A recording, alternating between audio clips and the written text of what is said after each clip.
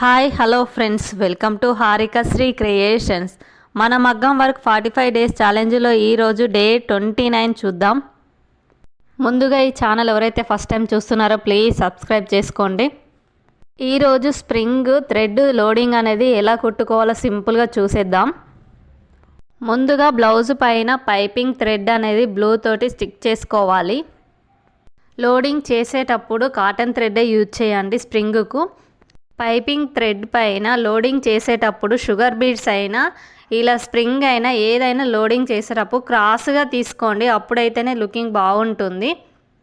Piping thread పైన మనం start చేసేటప్పుడు ఫస్ట్ క్రాస్గానే తీసుకోండి. మిగతా అన్నీ అలానే క్రాస్గా తీసుకుంటూ కుట్టుకుంటూ వెళ్ళడమే.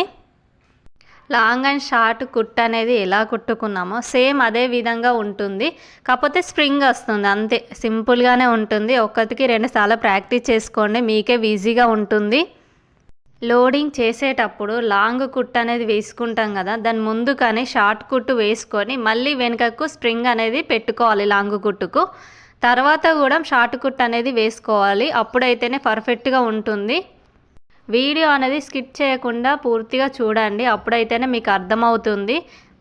నెక్కుకు కుట్టుకునేటప్పుడు థ్రెడ్ పైన స్ప్రింగ్ అనేది క్రాస్గానే కుట్టుకోండి. ఇలా వీడియోలో చూపించే విధంగానే కుట్టుకోండి, అలా అయితేనే పర్ఫెక్ట్గా వచ్చినట్టు. స్ట్రైట్గా కుడితే లుకింగ్ ఉండదు. ఎప్పుడైనా థ్రెడ్ లోడింగ్ అనేది క్రాస్గానే తీసుకోవాలి.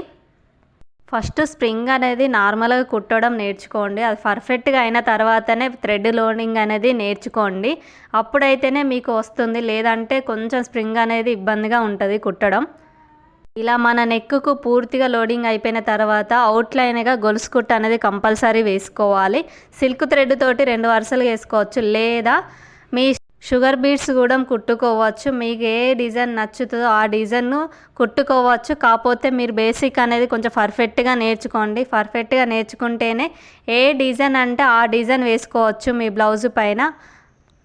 మనం స్ప్రింగ్ కుట్టేటప్పుడు చిన్నగా కట్ చేసుకోవాలి స్ప్రింగ్ అనేది, అప్పుడైతేనే మనకు నేర్చుకోవడానికి బాగుంటుంది. పెద్దగా తీసుకోకండి. ఫస్ట్ టైం మీరు నేర్చుకునేటప్పుడు చిన్నగానే తీసుకొని నేర్చుకోండి. నా వీడియో కనుక మీకు నచ్చినట్టయితే ప్లీజ్ లైక్, షేర్, సబ్స్క్రైబ్ చేసుకోండి. కామెంట్ కూడా చేయండి.